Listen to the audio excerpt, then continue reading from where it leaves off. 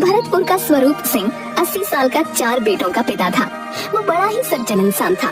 उसके दरवाजे से कभी कोई खाली हाथ नहीं जाता। उसका मानना था कि हमारे कर्म हमेशा हमारे साथ रहते हैं। घर में धन धान्य किसी चीज की कमी नहीं थी।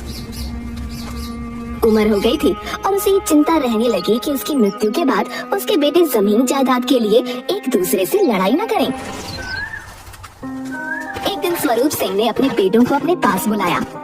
बेटा, अगर कल को मुझे कुछ हो जाए तो तुम चारों आपस में कभी किसी चीज के लिए लड़ाई मत करना और हमेशा मिलकर रहना, क्योंकि एकता में ही सबसे बड़ी ताकत होती है। मैंने तुम चारों के लिए बहुत कुछ रखा है। तुम्हें जीवन भर किसी चीज की कमी नहीं होगी। तुम चारों को सिर्फ मेरी दी हुई सीख और सौगात को संभाल कर रखना होगा। मुझे पूरा यकीन है कि तुम चारों यदि साथ मिलकर कुछ करोगे तो हमेशा सफल रहोगे। पिताजी, ये आप कैसी बात कर रहे हैं? हमें आपका हाथ हमेशा अपने सर पर चाहिए। हम तो आपके बिना कुछ भी सोच नहीं सकते। बेटा, ये नियति है और इसके आगे किसी का वश नहीं होता। मैंने अपनी चारपाई के चारों पैरों के नीचे तुम चारों के लिए एक एक हिस्सा रख दिया है। मेरे मरने के बाद तुम सब अपना अपना हिस्सा ले लेना। स्वरूप सिंह ने अपनी चारपाई के चारों पैरों के नीचे 4 मटके रखवा दिए और कुछ दिनों बाद फिर से अपने चारों बेटों को अपने पास बुलाया। बेटा, मुझे लगता है कि अब मेरा समय बहुत निकट आ गया है और मैं नहीं चाहता कि मेरे मरने के बाद तुम सब आपस में किसी भी तरह का कोई लड़ाई झगड़ा करो। मैं चाहता हूँ कि मेरी आंखों के सामने तुम चारों अपनी अपनी पसंद से अपने लिए मेरी चारपाई का एक पैर चुन लो और मेरे मरने के बाद अपनी पसंद के पैर के नीचे रखे हुए अपने हिस्से को ले लेना। पिताजी, आप ये कैसी बातें करने लगे? हमें किसी चीज की आवश्यकता नहीं है। हमें सिर्फ आपका साथ चाहिए। हाँ पिताजी, भैया बिल्कुल ठीक कह रहे हैं। देखो बेटा, मैंने बहुत से घरों में भाई भाई को लड़ते और एक दूसरे को मारते देखा है। इसलिए मैं नहीं चाहता कि तुम्हारा आपसी प्रेम कल को रुपयों पैसों के लिए खत्म हो जाए। अच्छा होगा कि तुम मेरे जीते जी अपने अपने पसंद का पैर चुन लो ताकि मैं सुकून से अपनी जीवन यात्रा संपन्न करूं। मुरली, तुम चारों भाइयों में सबसे छोटे हो, इसलिए सबसे पहले तुम अपनी पसंद का एक पैर चुन लो।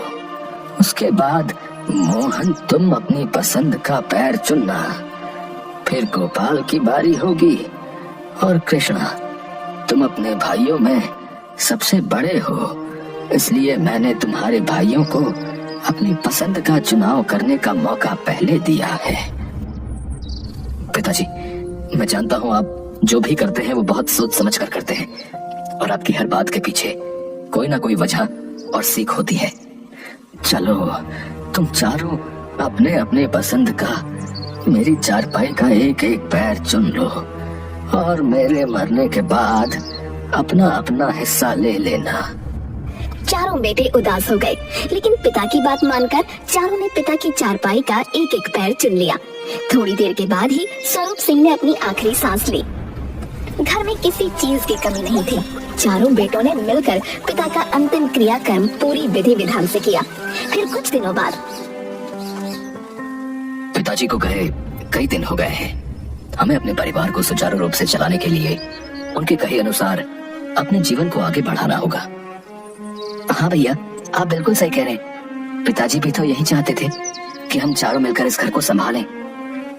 ठीक है, तो चलो हम सब अपना अपना हिस्सा पिताजी की चारपाई के पैर के नीचे से निकाल लेते हैं।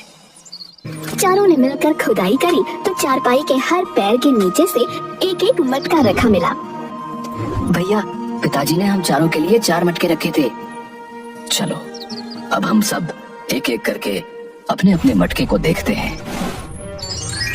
मेरे मटके में तो हीरे और जवाहरात रखे हैं। भैया मेरे मटके में सोने और चांदी के सिक्के हैं। मेरे मटके में मिट्टी है। और मेरे मटके में ये हड्डियां हैं। भैया ये कैसा बंटवारा किया है पिताजी ने? मुझे और मोहन भैया को तो सोने चांदी हीरे जवाहरात दिए हैं। गोपाल भैया और आपको ये मिट्टी और हड्डियां। आप दोनों इन मिट्टी और हड्डियों का क्या करोगे? पिताजी का ये बंटवारा मुझे भी समझ नहीं आ रहा है। उन्होंने ऐसा क्यों किया? समझ तो मुझे भी नहीं आ रहा है। कृष्णा भैया क्या आपको कुछ समझ आया? पिताजी ने हम दोनों के साथ ऐसा क्यों किया? क्या वो हमसे प्रेम नहीं करते थे? नहीं गोपाल, ऐसा बिल्कुल नहीं है। वो हम सबसे बराबर प्रेम करते थे। उनके इस बंटवारे के पीछे कोई ना कोई कारण और सेक छुपी होगी। गोपाल भैया कोई बात नहीं, आप और कृष्णा भैया हम दोनों के हिस्से में आए सोने चांदी के सिक्के और हीरे जवाहरात में से आधे आधे ले लीजिए। हो सकता है पिताजी से हिस्सा बांटने में कोई गलती हो गई हो। धीरे धीरे बंटवारे की बात पूरे गांव में फैल गई। गांव के लोगों को तो पहले से ही स्वरूप सिंह के परिवार की एकता को देखकर जलन होती थी। अब तो उन्हें परिवार तोड़ने का एक मौका मिल गया। गांव के सोहन लाल कृष्णा और गोपाल से मिलते हैं। गोपाल सोहन लाल को बंटवारे की बात बताता है। अरे राम राम राम राम, ये तो बहुत गलत किया भाई स्वरूप सिंह ने। मुझे उससे ऐसी उम्मीद नहीं थी। हम सब तो उसे बड़ा ही समझदार आदमी समझते थे, फिर उसने ऐसा गलत फैसला कैसे ले लिया भैया? अब पता नहीं चाचा जी, ये तो पिताजी ही जानते होंगे। नहीं बेटा, तुम दोनों बहुत भोले हो। तुम्हें पता नहीं, मुरली और मोहन है तो तुमसे छोटे, लेकिन बड़े ही चालाक हैं। जरूर उन दोनों ने तुम्हारे पिता को तुम दोनों के खिलाफ कुछ समझा दिया होगा। अब नहीं सोहन चाचा, ऐसा नहीं है। वो दोनों हमसे छोटे हैं और हमें बहुत प्यार और इज्जत देते हैं। जी चाचा जी, कृष्णा सही कह रहा है। मुरली और मोहन हमें बहुत प्यार और इज्जत देते हैं। देखो बेटा, उम्र और तजुर्बे में मैं जो हूँ तुमसे जो है बहुत बड़ा हूँ। इसीलिए तुम्हें बता रहा हूँ, अभी भी वक्त है। तुम्हें कचहरी में जाना चाहिए अपने हिस्से के लिए। ऐसा थोड़ी होता है कि 2 बच्चों को सोना चांदी जेवर रुपया पैसा सब दे दिया है और 2 को जो है मिट्टी और हड्डी है। ये क्या बात होती है भाई? गोपाल और कृष्णा सोहन लाल की बात का कोई जवाब नहीं देते हैं। ऐसे ही गांव के कई लोग गोपाल और कृष्णा को भड़काने की बात करते हैं। दोनों बड़े परेशान होते हैं। स्वरूप सिंह का एक खास नौकर हमेशा स्वरूप सिंह के साथ बचपन से रहता था।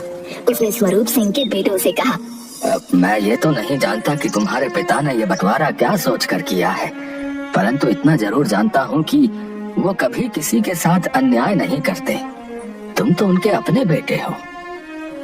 हाँ काका, आप बात तो सही कह रहे हैं। इसलिए हम भी बहुत परेशान हैं कि पिताजी ने ये अजीब सा बंटवारा क्यों किया। चारों बेटे इस सोच में थे कि आखिर इस बंटवारे का मतलब क्या है। मुझे लगता है कि पिताजी के इस बंटवारे की पहेली को उनके मित्र और हमारे नगर के महाराज शूरवीर सिंह हल कर सकते हैं। चारों बेटे पिता के मित्र और अपने नगर के राजा महाराज शूरवीर सिंह के पास जाते हैं। महल के बाहर ही उन्हें राजकुमार मिलते हैं। फिर वो राजकुमार से पूछते हैं, महाराज कहाँ है राजकुमार? वे महल में ही हैं, परंतु उनके पास जरा सी भी अक्ल नहीं है। तुम उनके पास क्यों जा रहे हो? भैया, राजकुमार ने महाराज को कम अक्ल क्यों कहा? पता नहीं, चलो अंदर चलते हैं और देखते हैं कि क्या बात है। तभी उन्हें राजकुमारी मिलती है। राजकुमारी जी, महाराज कहाँ हैं? वे अंधे हो चुके हैं, उन्हें कुछ भी दिखाई नहीं देता। आप क्या क्या कह रही हैं राजकुमारी जी? सच कह रही हूँ। तुम्हें मुझ पर यकीन नहीं है तो महल के अंदर जाओ और खुद देख लो, उन्हें कुछ भी दिखाई नहीं देता। चारों भाइयों को ये सुनकर बड़ा ही अजीब लगा। तभी महारानी की नजर चारों भाइयों पर पड़ती है। महल के लोग चारों भाइयों को बहुत अच्छे से पहचानते थे। महारानी चारों को अपने पास बुलाती है। प्रणाम महारानी। कैसे हो तुम सब, और शेर सिंह कैसे है? महारानी, कुछ दिनों पहले पिताजी का स्वर्गवास हो गया। ये तो बहुत दुख की बात है। हम महाराज से मिलने आए हैं। अगर आपकी आज्ञा हो तो क्या हम उनसे मिल सकते हैं? वो कहाँ हैं? हमारे लिए तो उनका स्वर्गवास 2 साल पहले ही हो चुका है। तुम दरबार में चले जाओ, महाराज वहीं होंगे। चारों भाइयों को महारानी की भी बात समझ नहीं आ रही थी। फिर वो दरबार में पहुंचते हैं और महाराज से सारी बातें बताते हैं। तुम्हारे पिता बहुत ही समझदार और ईमानदार इंसान थे। उन्होंने जो भी बंटवारा किया है और जिसे भी जो हिस्सा दिया है वो बहुत सोच समझ कर दिया होगा।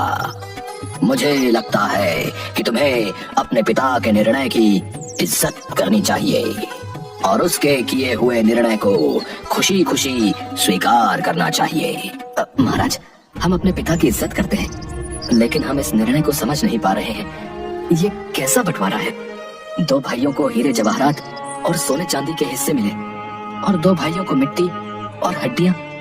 इसका क्या मतलब है? इसका मतलब बहुत सीधा है। तुम्हारे पिता ने 2 भाइयों को हीरे जवाहरात और सोने चांदी दिए और 2 भाइयों को मिट्टी और हड्डियां दी।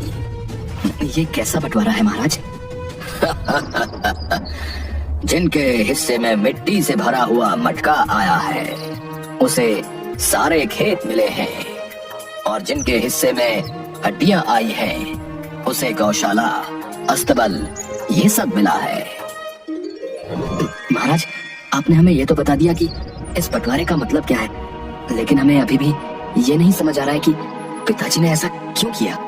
बेटा, तुम्हारे पिता ने इस बारे में मुझसे चर्चा की थी और उन्होंने मुझे ये कहा था कि मैं इस पहेली का हल तुम्हें तभी बताऊंगा जब तुम चारों एक साथ मेरे पास आओगे। मतलब अगर हम में से कोई एक नहीं आता तो आप हमें इस पहेली का मतलब नहीं बताते? बिल्कुल नहीं बताता, क्योंकि तुम्हारे पिता यही देखना चाहते थे कि कल को यदि तुम में से किसी एक के पास धन की कमी हो जाए तो तुम सब एक दूसरे का साथ देते हो या साथ छोड़ देते हो। परंतु तुमने उनकी दी हुई शिक्षा को अपने साथ रखा और 2 भाइयों के हिस्से में मिट्टी और हड्डी आने के बाद भी तुम उनके साथ खड़े रहे। यही तुम्हारे पिता के जीवन भर की पूंजी है जो असली मायने में उन्होंने तुम सबको दी है। महाराज की बात सुनकर चारों खुश हो जाते हैं और उनसे विदा लेकर वहाँ से जाने लगते हैं। तभी कृष्ण महाराज से कहता है, महाराज, अगर हमारे प्राणों की माफी मिले तो हम आपसे कुछ और भी पूछना चाहते हैं। बोलो, क्या पूछना चाहते हो? महाराज, यहाँ आने से पहले हमें राजकुमार मिले और उन्होंने कहा कि आपके पास अक्ल नहीं है। फिर हमें राजकुमारी मिली और राजकुमारी ने हमसे कहा कि आप आंखों से अंधे हो चुके हैं, आपको कुछ दिखाई नहीं दे रहा है। और अंत में हमें महारानी मिली और उन्होंने तो इतना कहकर वो चुप हो गया। हाँ, मैं समझ गया। महारानी को लगता है कि मैं हर समय सिर्फ अपने राज्य और प्रजा के बारे में ही सोचता हूँ, इसलिए मैं उनके साथ समय व्यतीत नहीं करता, जिसके कारण वो मुझे मरा हुआ समझती हैं। राजकुमार अब 17 वर्ष के हो चुके हैं और मैं चाहता हूँ कि वो अपनी शिक्षा पूरी करके मेरी दी हुई परीक्षाओं को पास करे और उसके बाद मैं ये राज्य उसको सौंप दूं। परंतु उन्हें लगता है कि वो मेरे इकलौते पुत्र हैं, उन्हें किसी भी शिक्षा या परीक्षा की कोई जरूरत नहीं है। मुझे ऐसे ही उनका राज्याभिषेक कर देना चाहिए, इसलिए वो मुझे कम अक्ल समझते हैं। और रही राजकुमारी की बात, तो मैं राजकुमारी के लिए एक सुयोग्य वर देख रहा हूँ, परंतु राजकुमारी अपने पसंद के वर से विवाह करना चाहती हैं और उन्हें लगता है कि मुझे उनकी खुशियाँ नहीं दिखती, इसलिए वो मुझे अंधा समझती है। महाराज, हम आपकी और अपने पिता दोनों की बात को पूरी तरह समझ गए। हमारे पिता ने क्यों कहा था कि एकता में बल होता है और उन्होंने ऐसा बंटवारा क्यों किया था, क्योंकि वो चाहते थे कि हम भाइयों को यह पता हो कि हम एक दूसरे के लिए क्या सोचते हैं। उनके किए हुए बंटवारे से हम सब परेशान थे, परंतु हमारे 2 भाइयों ने पिता के किए हुए बंटवारे के बावजूद भी हमें अपने हिस्से की धन दौलत में से देने की बात कही। इसका मतलब यह है कि हमारे बीच में पैसे की वजह से कभी मनमुटाव नहीं होगा। काश मेरे पुत्र और पुत्री भी तुम्हारी तरह अपने पिता के फैसले को समझ सकते। चारों भाई अपने पिता के किए हुए बंटवारे से बहुत खुश थे। पिता के बंटवारा करने के बावजूद भी वो चारों साथ मिलकर रहते थे और एक दूसरे का ध्यान रखते थे।